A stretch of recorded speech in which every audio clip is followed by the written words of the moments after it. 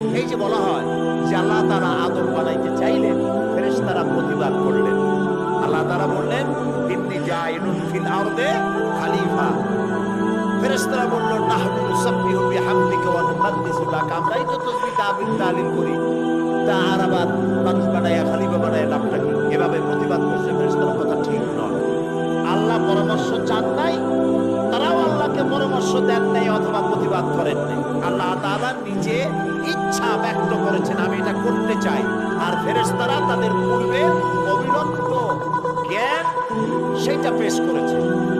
প্রতিবাদ করার কোনো ক্ষমতা ফেরেশতাদের নাই। সুবহানাল্লাহ।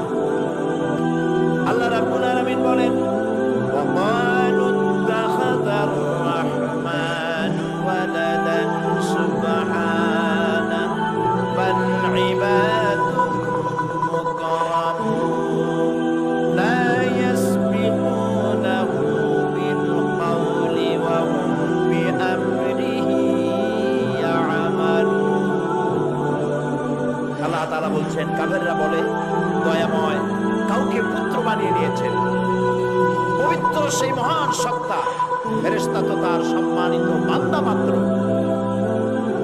সম্মানিত বান্দা। ফেরেশতারা আল্লাহর কি? না না, শুধু বান্দা নয়, সম্মানিত বান্দা, সম্মানিত আল্লাহ। এজন্য বলছেন যে ফেরেশতারা আল্লাহ রাব্বুল আলামিনের হুকুমের বাইরে কিচ্ছু করতে পারে না, করার কোনো মাজাল নাই, ক্ষমতা নাই।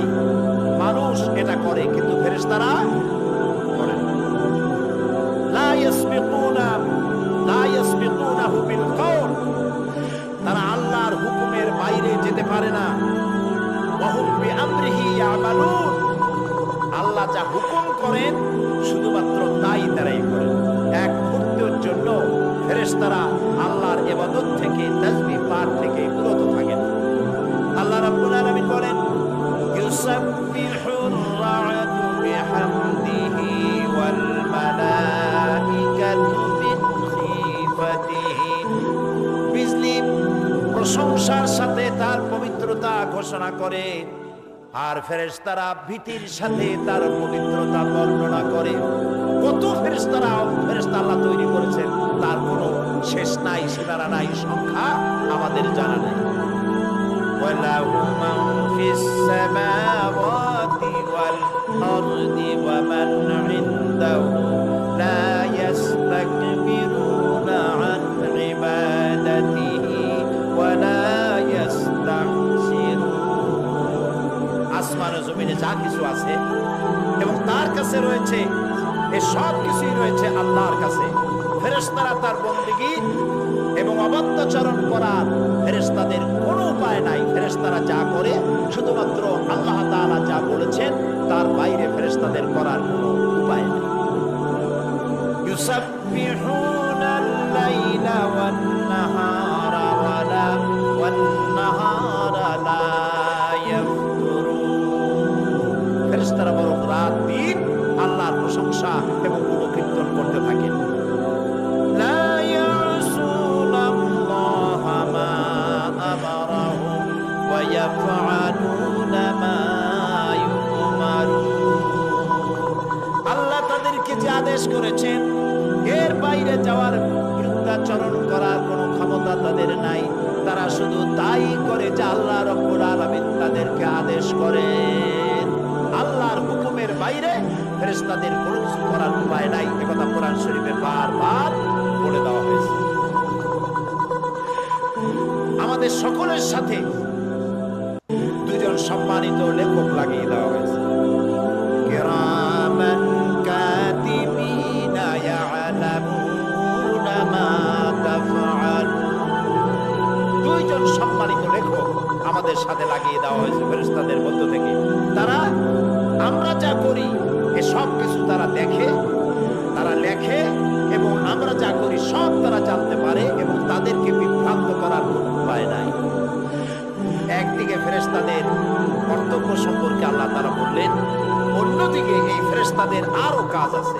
সে কাজটা হলো এই, আল্লাহ তাআলা এই ফেরেশতাদের মাধ্যমেই দুনিয়ার সব নবীদের কাছে তার বাণী বহন করে পাঠিয়ে দিয়েছেন। এক একজনের এক এক দল ফেরেশতার এক এক ধরনের কাজ আল্লাহ দিয়ে দিয়েছেন। যেই ফেরেশতা সমস্ত নবীদের কাছে আল্লাহর বাণী নিয়ে এসেছেন তার নাম কি?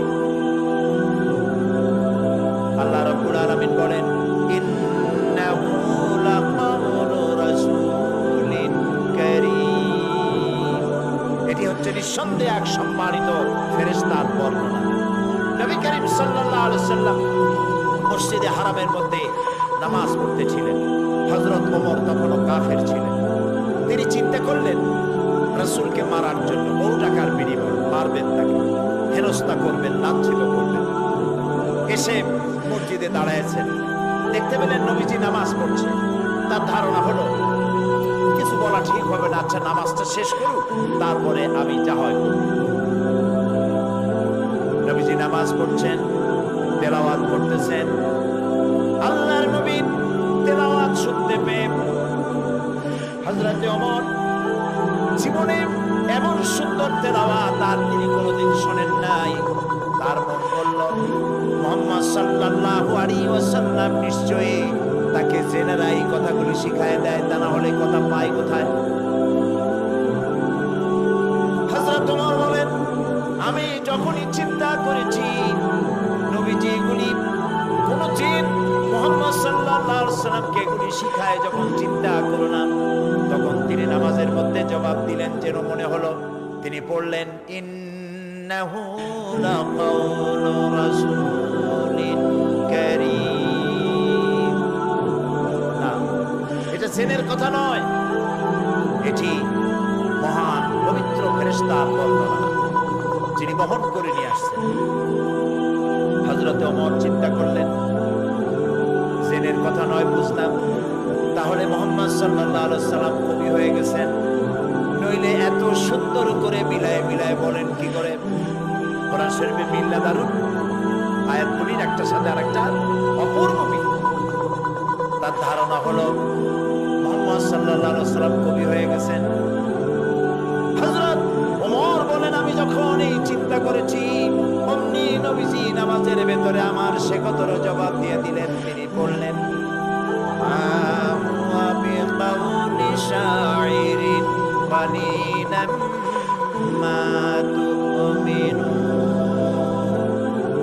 না না না, এটা কোনো কবির কথা নয়, তোমরা খুব কমই বিশ্বাস স্থাপন করে থাকো। হযরত ওমর বলেন, আমি আশ্চর্য হয়ে গেলাম, মনের ভিতরে যা চিন্তা করি তারই জবাব পাই। তাহলে তো মুহাম্মদ সাল্লাল্লাহু আলাইহি সাল্লাম মনের কথাও যখন বোঝেন, শুধু কবি নয়, নবী তো জাদুকর হয়ে গেছে, গণক হয়ে গেছে।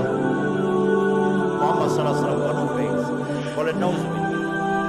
হযরত ওমর বলেন, আমি যখনই চিন্তা করেছি তিনি গণক হয়ে গেছে, অমনি তিনি নামাজের ভেতরে আমার সে কথার জবাব দিয়ে দিলেন। তিনি বললেন, ওয়ালা বিকাউলি কাহিনিন বানিলাম মা তাযাক্কারুন। না না, এটা কোনো জাদুকরের কথা নয়, গণকের কথা নয়।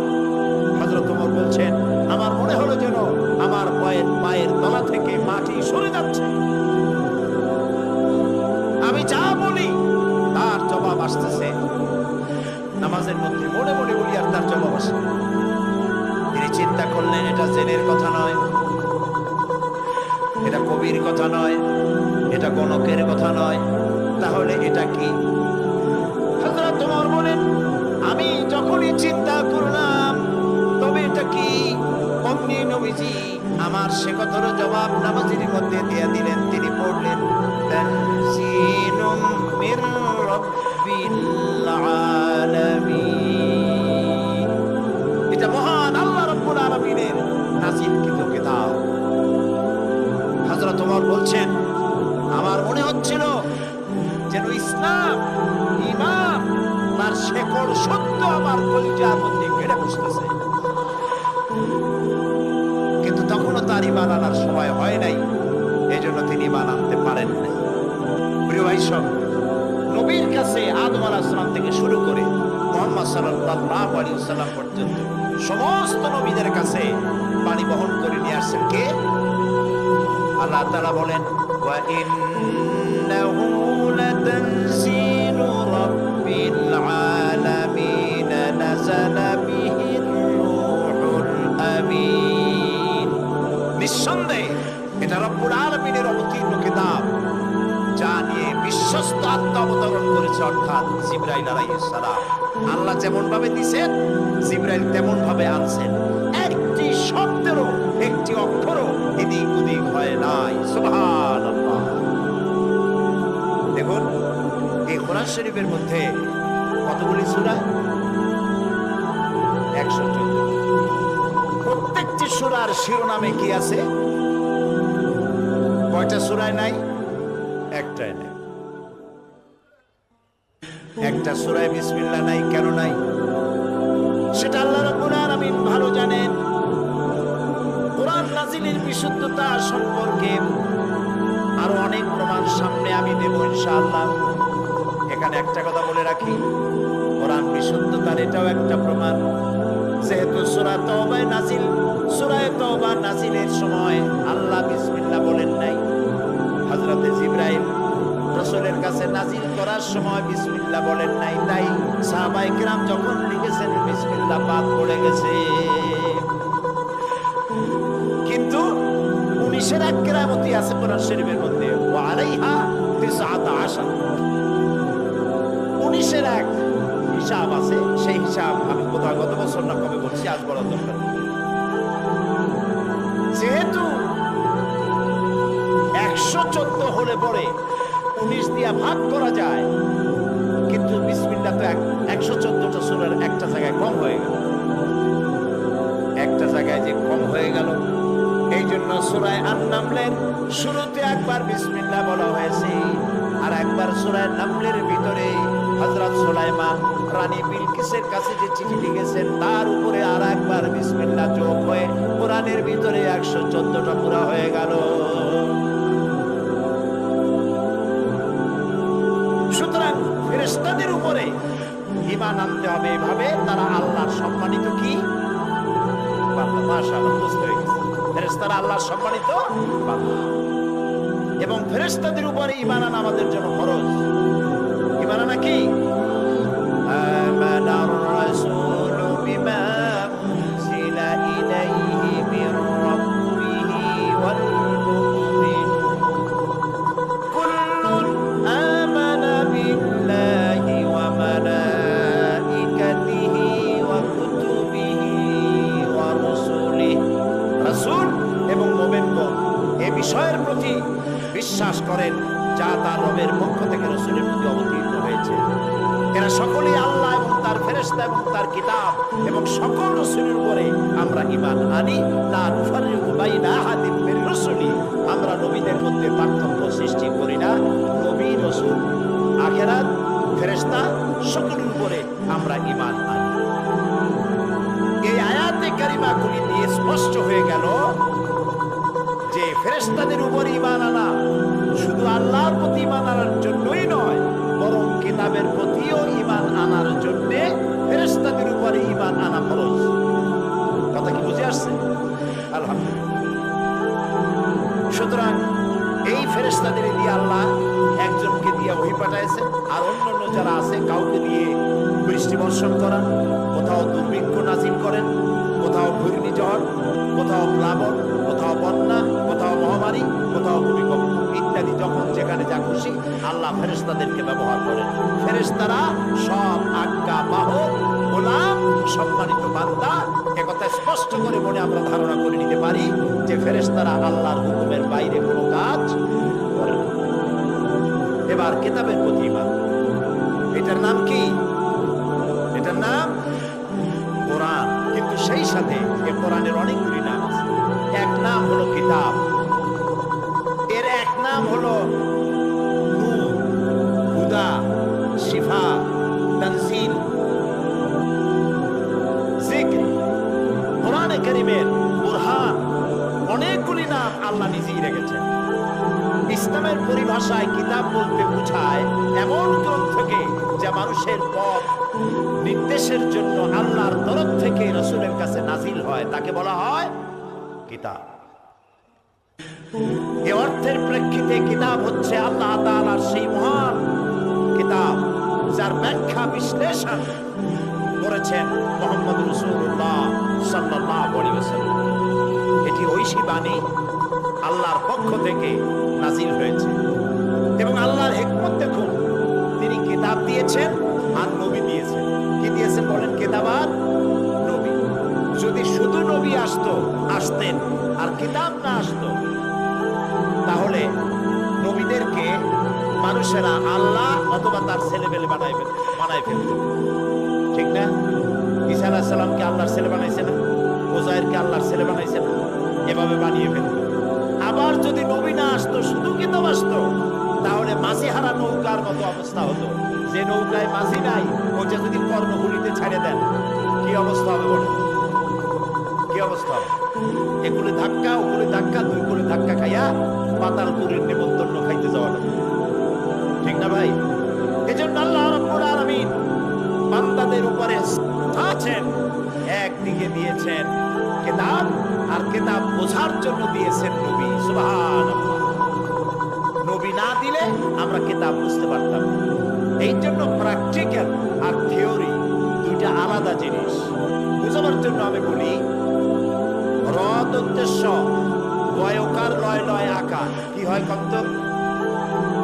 এখন একটা কাগজে আমি লিখে দিলাম রদ উদ্দেশ্য বয়কার লয় লয় আকার। এবার আপনারা এর উপরে চাটেন, মিষ্টি লাগবে? কেন লাগবে না? কারণ উপকরণ নাই। আচ্ছা, উপকরণ লিখে দিলাম দুধ, দুধের ছানা, চিনি এবং অন্যান্য যা যা লাগে রসগোল্লা বানাইতে, সব লাগাইয়া কাগজটারে গোল বানাই দিলাম। এখন খান, মজা লাগবে? লাগবে না। কেন লাগবে না? এটার নাম থিওরি। মজা লাগবে কখন?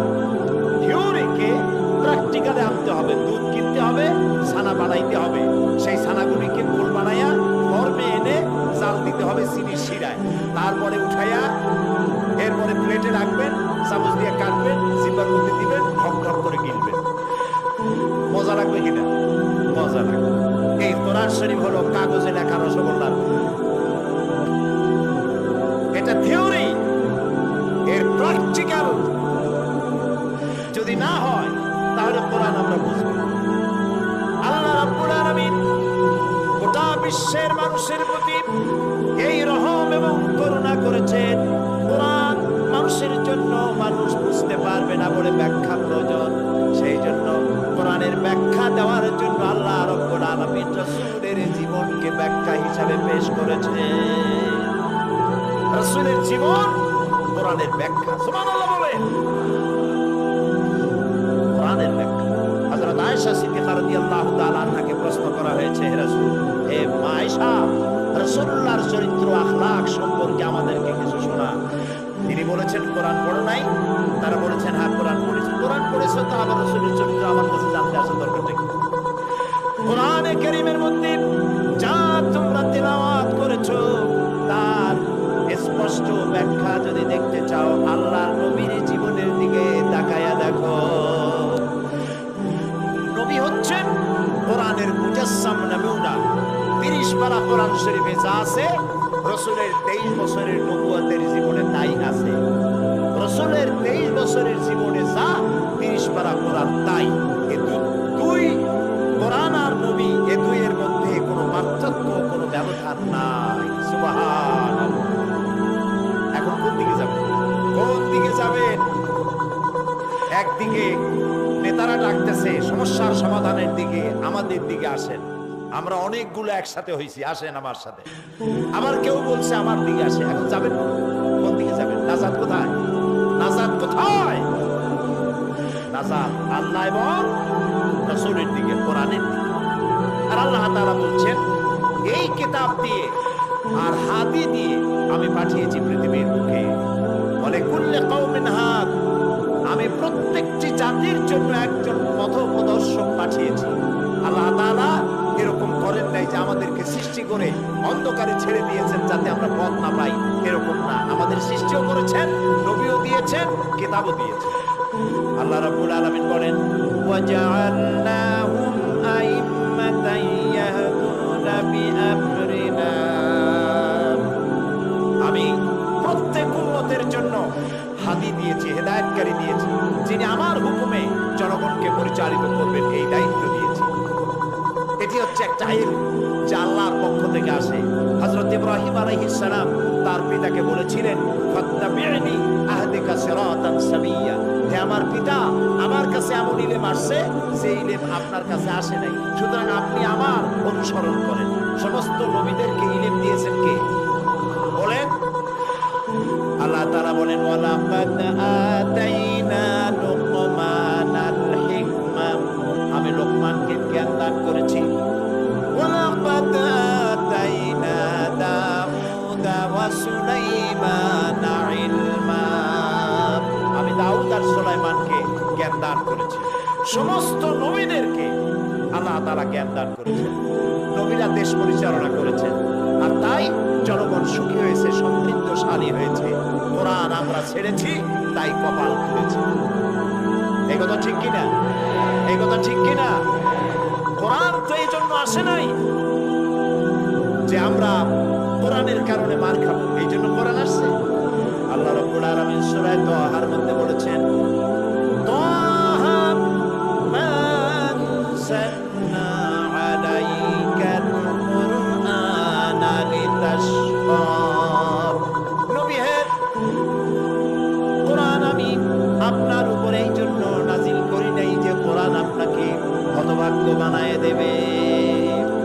কোরআন তো সৌভাগ্য বানাতে এসেছে আপনাদেরকে, হতভাগ্য হবেন এই জন্য তো কোরআন পাঠাই নেই। আর যদি আমি প্রশ্ন করি পৃথিবীর মধ্যে সব থেকে বেশি মার খায় কারা, কি জবাব দেবেন? পৃথিবীতে সব থেকে কারা মার খায়? সব থেকে না খেয়ে থাকে কারা? সব থেকে স্বাধীনতা হারাইয়া, বাড়িঘর হারাইয়া এতিমের মতো ঘুরে ফিরে বেড়ায় কারা? এই মুসলমান। কোরআনকে এই জন্য আসছিল। কোরআন এসেছিল পৃথিবীর মানুষকে শান্তি দেওয়ার জন্য, স্বস্তি দেওয়ার জন্য। আর বলা হয়েছিল এই কোরআন নাযিল করেছি এই জন্য যে একে তোমরা অনুসরণ করে চলবে। আল্লাহ তাআলা বলেন, কাদ জাআকুম মিনাল্লাহি নূরুন ওয়া কিতাবুম মুবিন, আমি আল্লাহর পক্ষ থেকে এসেছে তোমাদের জন্য আলো, আর এসেছে স্পষ্ট কিতাব।